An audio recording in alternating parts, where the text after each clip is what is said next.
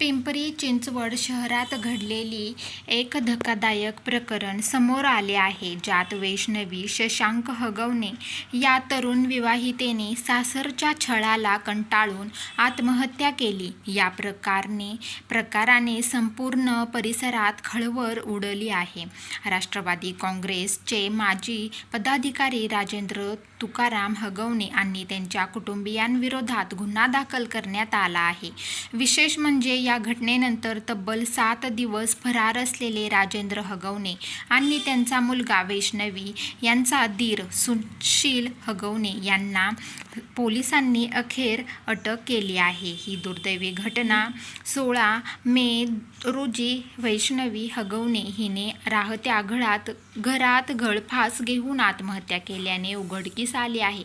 वैष्णवीच्या वडिलांनी पिंपरी पोलीस ठाण्यात दिलेल्या तक्रारीनुसार विवाहानंतर अवघ्या काही दिवसातच तिला सासरच्या मंडळीकडून मानसिक व शारीरिक त्रास सहन करावा लागत होता.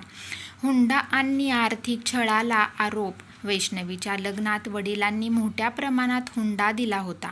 त्यात समाविष्ट होते 51 तोळे सोनं, फॉर्च्युनर गाडी, चांदीची भांडी तसेच अन्य मौल्यवान वस्तू. तथापि या गोष्टी असूनही सासरच्या मंडळींनी जमीन खरेदीसाठी अतिरिक्त पैशांची मागणी सुरूच ठेवली.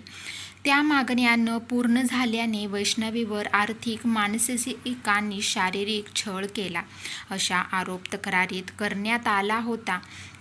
पोस्टमार्टम अहवाल आणि आरोपींच्या अटका. पोस्टमार्टम अहवालात वैष्णवीच्या शरीरावर मारहाणीचे वण स्पष्ट दिसून आले. त्यामुळे ही आत्महत्या नसून सततच्या छळामुळे झालेला गंभीर परिणाम असल्याचे स्पष्ट होते. या प्रकरणात पती शशांक हगवणे, सासू लता हगवणे आणि नणंद करिश्मा हगवणे या तिघांना तातडीने अटक करण्यात आली आहे.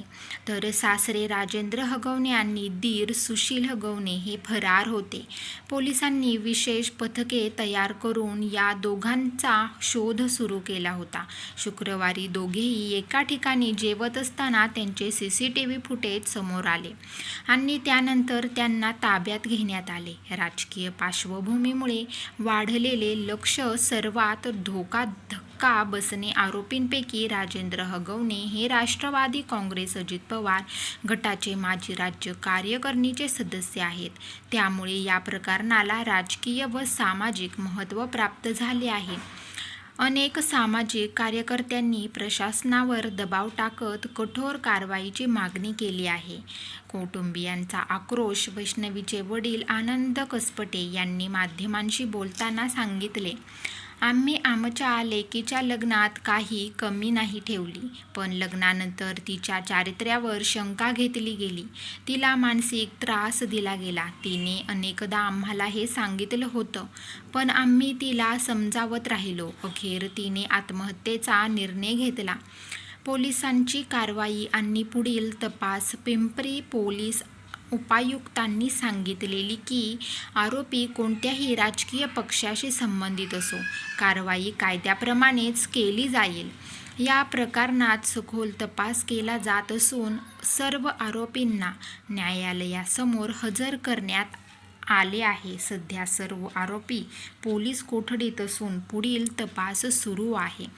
वैष्णवीच्या आत्महत्येने पुन्हा एकदा समाजात हुंडा प्रथा, महिलांवरील अत्याचार आणि पितृसत्ताक मानसिकता यांचे भीषण वास्तव समोर आणले आहे. उच्च शिक्षित, श्रीमंत आणि राजकीय पार्श्वभूमी असलेल्या कुटुंबातही महिलांना सुरक्षितता नाही, हे यावरून स्पष्ट होत आहे.